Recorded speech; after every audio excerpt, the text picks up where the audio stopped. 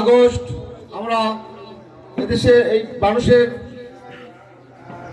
দ্বিতীয় যে স্বাধীনতা আমরা দেখেছি 12ই ফেব্রুয়ারি তার প্রতিফলনের মাধ্যমে আমরা এই দেশের রাষ্ট্রভার প্রত্যেকটা মানুষ বিএনপির হাতে তুলে দিয়েছেন।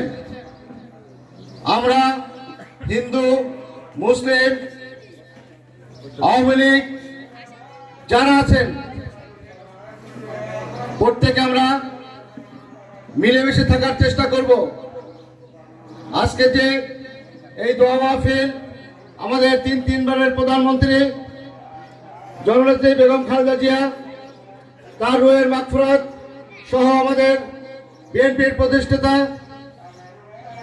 জনাব জিয়াউর রহমান সহ তার সন্তান আরাফাত রহমান কোকর রুহের মাগফিরাত সহ আমরা আজকে একটু পরে আমাদের দোয়া অনুষ্ঠান হবে। আমি স্পষ্টভাবে আবারও বলতে চাই, প্রত্যেকের জন্যই কিন্তু আইন সমান।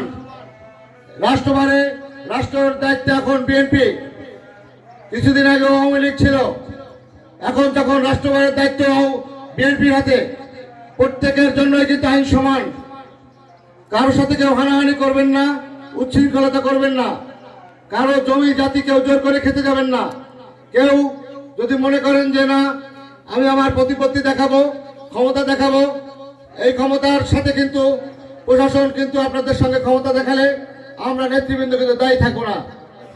স্পষ্টভাবে আপনাদেরকে জানিয়ে দিতে চাই, আজকে সবাই বিএনপি করেছেন, অনেকের ত্যাগ আছে, অনেকে 2025 সালে যে কথা আমাদেরকে দিয়েছিলেন 26 সালে এসে সে কথা রাখছেন না, নেতৃত্ব চেঞ্জ করছেন।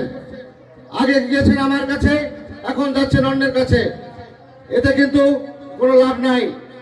25 সালে যে কথা হয়েছিল সে কথার বাইরে কেউ যেতে পারবেন না।